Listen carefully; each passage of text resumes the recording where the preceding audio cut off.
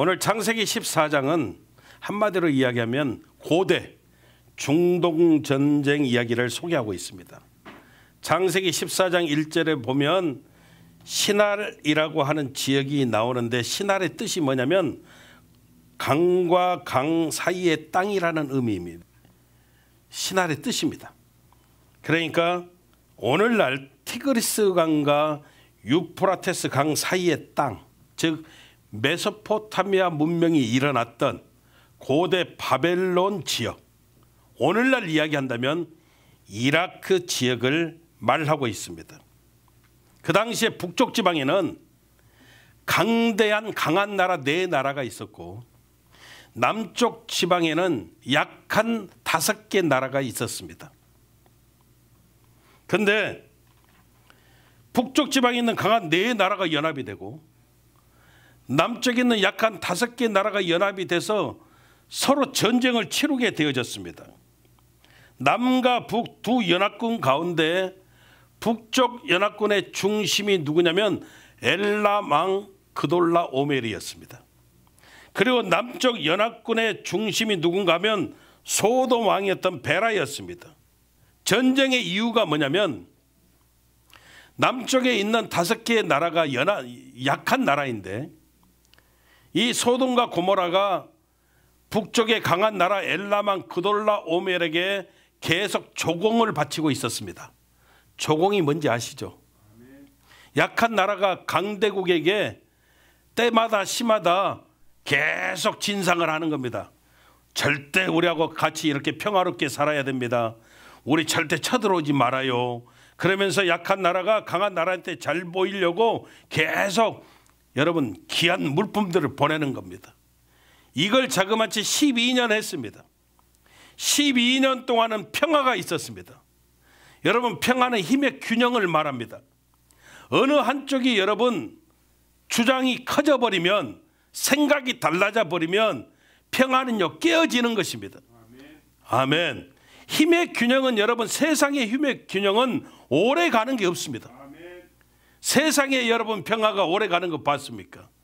절대 오래 가지 못합니다. 그러나 하나님이 주신 평화는 믿으시면 아멘, 오래 가는 겁니다. 아무튼 12년 동안은 평화가 있었어요. 근데 13년째 소돔 왕을 비롯한 5개 나라 왕들이 생각해 보니까 이게 계속 이럴 일이 아니거든요. 언제까지 조공을 바쳐야 되냐 이 말이에요. 이제 더 이상은 못하겠다는 거예요. 전쟁을 벌여서라도 우리는 더 이상 이제 조공 바칠 수 없어. 그렇게 해가지고 5나라가 연합이 돼가지고 이 북쪽에 강한 나라 4나라 연합군과 싸우게 되어졌는데, 그 싸운 장소가 어디냐면 시딤 골짜기입니다. 시딤 골짜기는 오늘날 어디를 말하냐면 사해바다 근처를 말합니다. 여기에서 전쟁이 벌어졌어요. 그리고 결과는 생각해 보세요. 강한 4나라 연합군, 약한 5나라 연합군 누가 이겨요?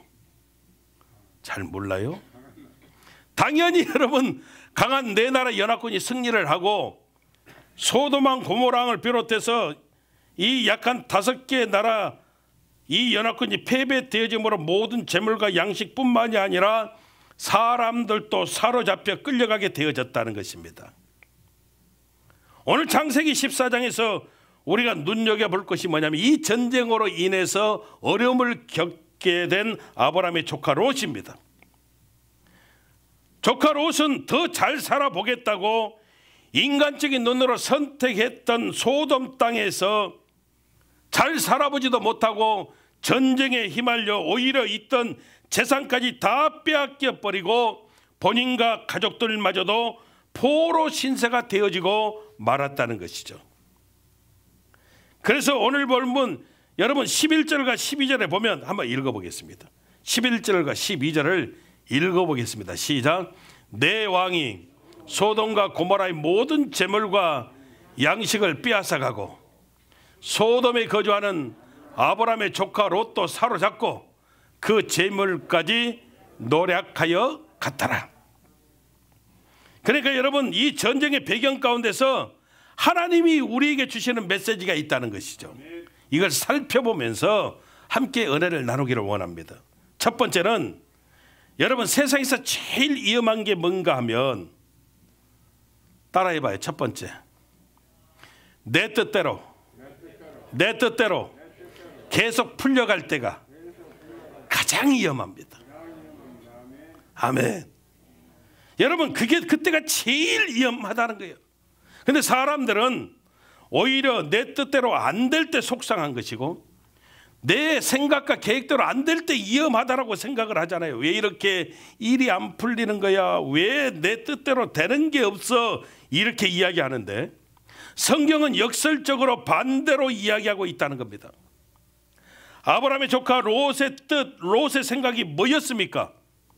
소돔은 애국같이 보여졌고요, 에덴 동산처럼 모든 것을 주는 땅이라고 생각했거든요. 그래서 아브라함과 더 이상 함께하지 못하게 되어 헤어질 때 아브라함이 이야기하거든요. 네가 자하면 나는 우하고 네가 우하면 나는 자하겠다. 그렇게 말했을 때 두 번 생각할 것도 없이 삼촌 나는 소돔 땅으로 가겠습니다. 이렇게 선택한 곳이 바로 그 땅이었습니다. 그런데 그 소돔 땅에서 지금 롯은 재산 다 잃어버리고 가족도 자유도 잃어버린 채 포로 신세가 되어지고 말았다는 것이죠. 여러분 우리도 마찬가지예요.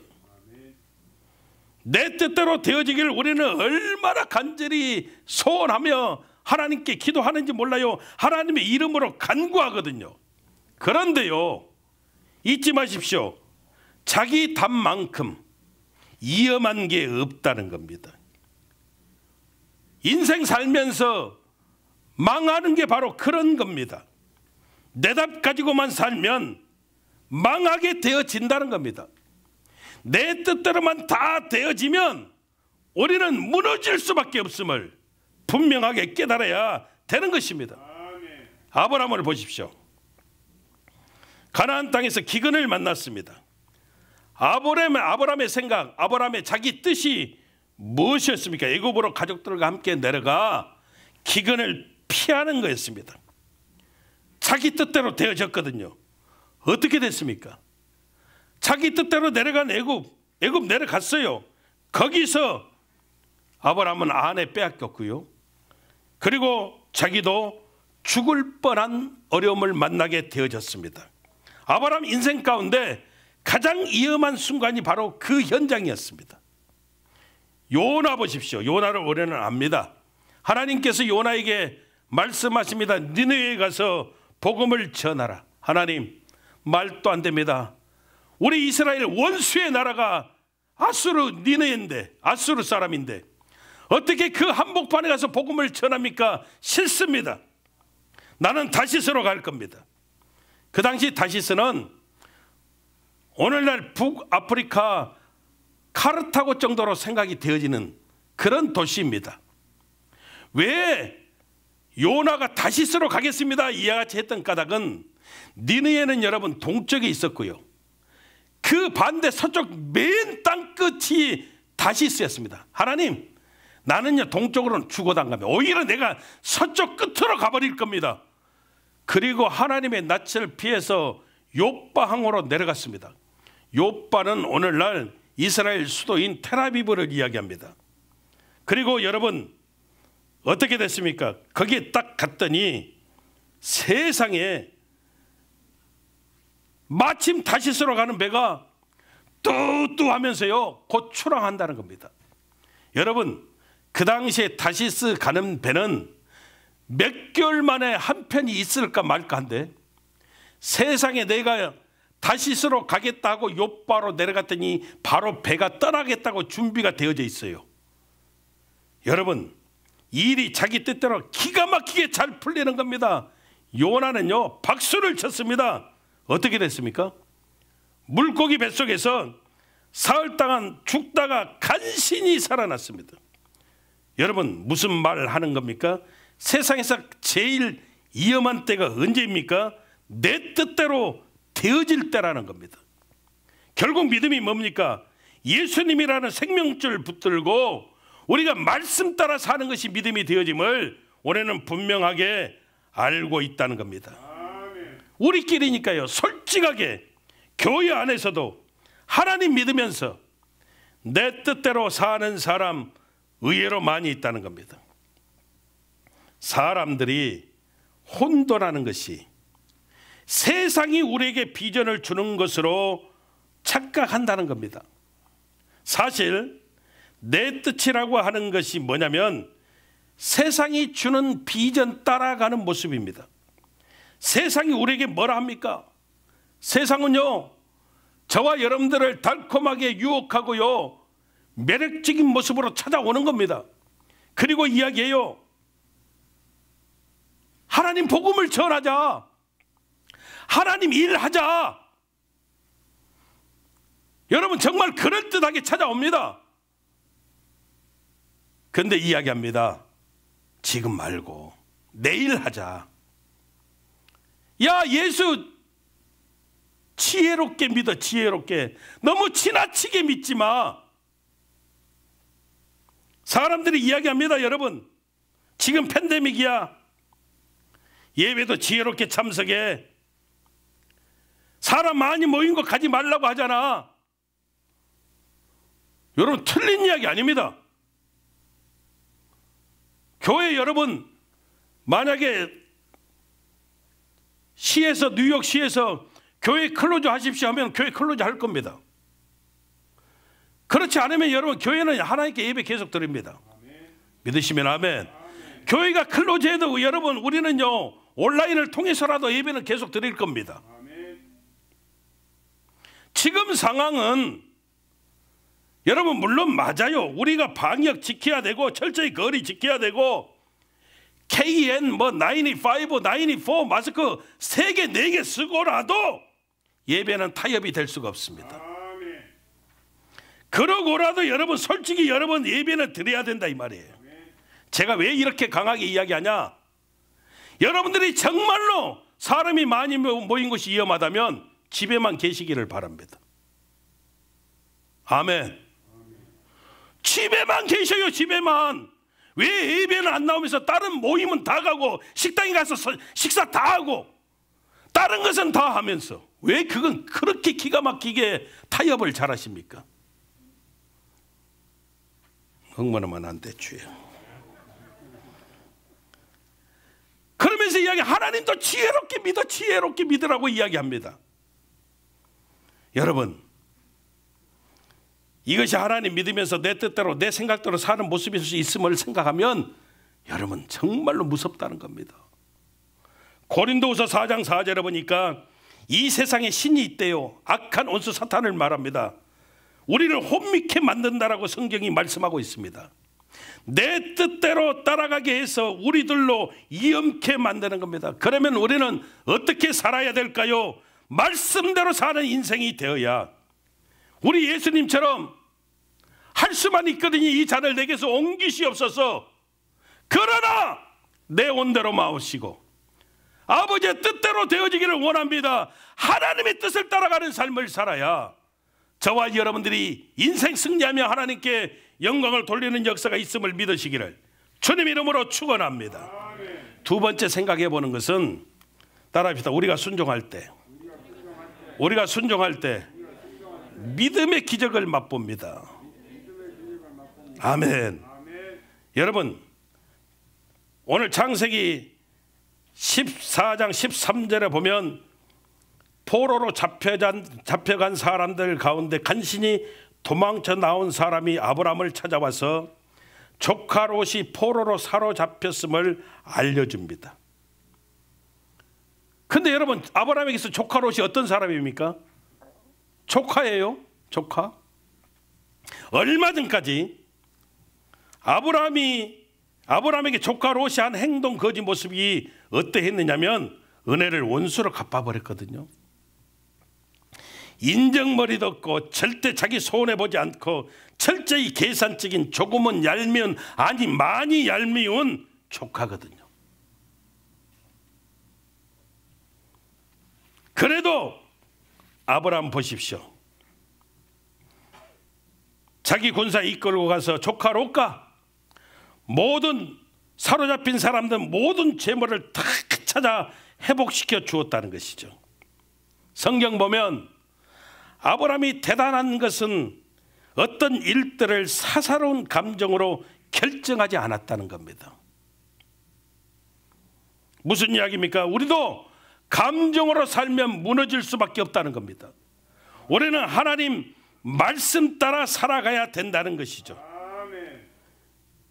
그리고 아브라함은 나의 유불리를 생각하지 않고 하나님 뜻대로 결정했다는 겁니다. 하나님 중심으로. 그것이 바로 믿음의 길이 되어짐을, 믿음의 모습임을 우리가 알아야 됩니다. 왜요? 하나님의 뜻이면 우리는 즉시 순종해야 되기 때문입니다. 우리가 인생 살면서 분명히 하나님의 뜻이거든요. 분명히 하나님 말씀인데도요, 빨리 순종치 못하고 시간을 끌 때가 종종 있습니다. 하나님의 뜻이면, 하나님의 말씀이 우리는 바로 즉각 순종해야 되는데 시간을 끌다 보면 악한 원수 사탄은요, 기가 막히게 우리를 시험케 하고 우리를 넘어지게 만든다는 겁니다. 우리가 인생 단순하게 사는 것이 축복입니다. 우리가 인생 단순하게 사는 비결이 뭐냐? 여러분, 즉시 순종해버리면, 하나님이 말씀하시면, 하나님의 뜻이라고 생각되어지면 즉시 순종해버리면 우리가 인생을 단순하게 승리할 수 있다는 겁니다. 따라하십시다. 즉시 순종하면 믿음의 기적이 나타납니다. 아멘. 즉시 순종하면. 아브라함 보십시오. 오늘 보니까 조카 롯이 포로로 잡혀갔다는 이야기를 듣고 성경은 집에서 길리운 자라고 그래요. 집에서 길리운 자 318명. 집에서 여러분 월급 주면서 먹여주면서 자기 집을 지키라고 이렇게 용병으로 데리고 있는 사람이 318명이에요. 이 사람들이 얼마나 강한지 몰라요. 얼마나 대단한 사람들인지 몰라요. 이 318명이 가가지고 강한 북쪽의 네 나라 연합군과 싸워서 그들을요 쳐서 파해버리고 모든 사로잡힌 사람들 또 재물 더더군다나 더 전리품을 더 많이 챙겨가지고 승리하고 돌아왔습니다. 할렐루야. 가능해요? 말이 돼요? 여러분, 그들이 강한 네 나라 연합군을 어찌 상대할 수가 있으며 그들이 무기를 가진들 얼마나 좋은 무기가 될 수 있으며 여러분 318명이 한 나라 군대도 상대하기 쉽지 않은데 네 나라 연합군을 상대로 승리했다. 이것은 하나님의 도우심, 하나님의 기적 아니면, 하나님의 역사 아니면 설명이 안 되는 모습이라는 겁니다. 어떻게 이런 일이 벌어지는 겁니까? 저는요 개인적으로 사사시대 기드온 300용사, 미디안 군대를 물리쳤던 기드온의 300용사보다도 훨씬 더 큰 기적이 아브라함이 데리고 있던 318명이 가가지고 네 나라 연합군을 쳐서 이기고 전리품을 가지고 왔다. 이게 난 더 큰 기적이라고 생각합니다. 이런 일이 왜 벌어져요? 따라합시다. 즉시 순종하면 하나님의 기적이 나타납니다. 그것밖에는 설명이 안 된다 이 말이에요. 여러분, 저와 여러분들이 다시 한번 생각하기를 원합니다. 우리 삶 가운데 우리도 하나님 믿는데 왜 우리 삶 속에 기적이 없습니까? 그 이유는요 두 가지입니다. 나를 위해서, 내 자녀들만 위해서 살기 때문이고, 두 번째는 즉시 순종하지 않기 때문에. 여러분, 우리가 즉시 순종하면 믿음의 기적이 나타나게 되어지는 것 믿으시기를 주님 이름으로 축원합니다.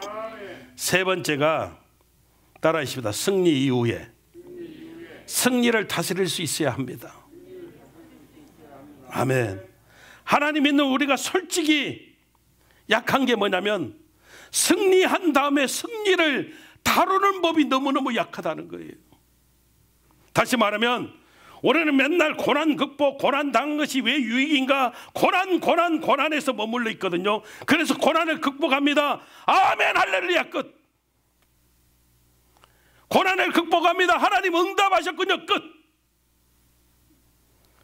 여러분, 더 이상 뭐가 없다는 거예요. 계속 승리를 하기 위한 어떤 모습이 있어야 되는데 우리는 고난 극복하면 끝! 더 이상 진전이 없다는 겁니다. 잘 들으세요. 정말 중요합니다.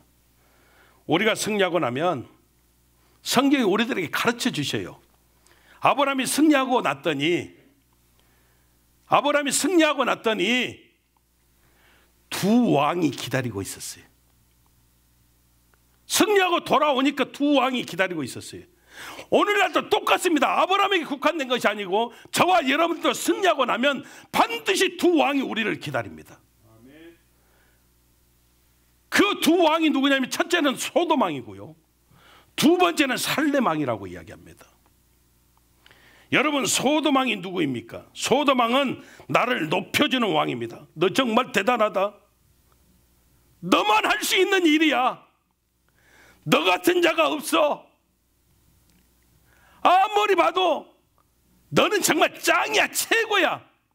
네가 다 수고해서 얻은 거 네가 마음대로 이 전리품 나눠도 돼. 즉 나를 최고로 영으로 인정하고 만들어주는 왕이 나를 기다리고 있습니다. 근데 여러분 잊지 마세요. 이 소돔 왕에게 반응해버리면 한 번은 승리했는지 모르지만 그것으로 우리 인생은 끝장나는 겁니다. 그 다음에 살렘 왕이 기다리고 있습니다. 살렘 왕은 멜기세덱인데 구약의 예수님을 상징합니다. 18절에서 20절까지 한번 읽어보겠습니다. 18절에서 20절까지 같이 읽겠습니다. 시작. 살렘 왕 멜기세덱이 떡과 포도주를 가지고 나왔으니 그는 지극히 높으신 하나님의 제사장이었더라. 그가 아브라함에게 축복하여 이르되 천지의 주제이시여 지극히 높으신 하나님이여 아브라함에게 복을 주옵소서. 너희 대적을 내 손에 붙이신 지극히 높으신 하나님을 찬송할지로다 하매 아브라함이 그 얻은 것에서 10분의 1을 멜기세덱에게 주었더라. 아멘. 여러분, 살렘 왕 멜기세덱은 인간 이상의 존재, 즉 예수님을 의미하는데 우리가 승리하고 나면 소돔 왕도 기다리지만 살렘 왕, 즉 예수님이 기다리고 계신다는 거예요. 그래서 우리는 승리하고 난 다음에도 또 예수님의 축복을 받아야 되고, 그리고 받은 것의 10분의 1을 돌려드리는 이 순환이 계속 있어야 우리가 연속해서 승리할 수 있는 하나님의 은혜가 있음을 깨달아야 된다는 겁니다. 승리 이후에 하나님께 드려지는 예배가 있어야 되고, 땅의 왕 소돔 왕이 아니라 하늘의 왕 살렘 왕을 만나야 우리의 승리가 계속되어지는 하나님의 축복이 되어줄 수 있다는 거예요. 누가복음 17장에는 예수님을 만난 10명의 문둥병자 이야기를 기록하고 있습니다. 우리 예수님께서 그들을 보시고 말씀하셨습니다. 제사장에게 가서 너희들의 몸을 보여라. 그러면 낫게 될 것이다. 10명의 문둥병자가 여러분 즉시 순종했습니다. 아멘. 아멘 해봐요. 생각해 볼게 시간 끌었다고요? 절대 그렇지 않았습니다. 10명의 문둥병자가 즉시 순종했습니다. 즉시 순종하면 뭐가 나타난다고요? 에? 즉시 순종하면 뭐가 나타나요? 다시 따라해봐요. 할렐루야. 다시 따라해. 즉시 순종하면 믿음의 기적이 나타납니다. 즉시 순종해서 10명이 예수님이 말씀하니까 아멘 할렐루야 하고요, 즉시 몸을 돌이켜서 제사장에게 갔어요. 도착했어요? 제사장에 도착했어요? 제사장에게 몸도 보여지지 않았는데 가는 도중에 몇 명이 나왔어요? 안 봐서 몰라요? 몇 명이 나왔어요? 10명이 갔다니까요. 몇 명이 나왔어요?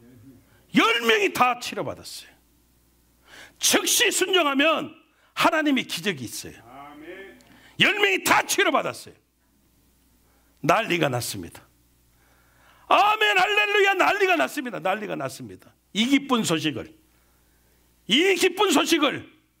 알려야 되잖아요. 아홉은요 다 가족들에게 가고요. 한 명, 사마리아 출신 사람 한 명, 이 한 명은 예수님께 돌아와 무릎 꿇고 예수님께 감사했습니다. 그랬더니 우리 예수님이 뭐라 하십니까? 나머지 아홉은 어디 있느냐? 그런 다음에 돌아와 감사한 이 한 사람에게 우리 예수님이 또 축복하십니다. 뭐라고? 내 믿음이 너를 구원하였느니라.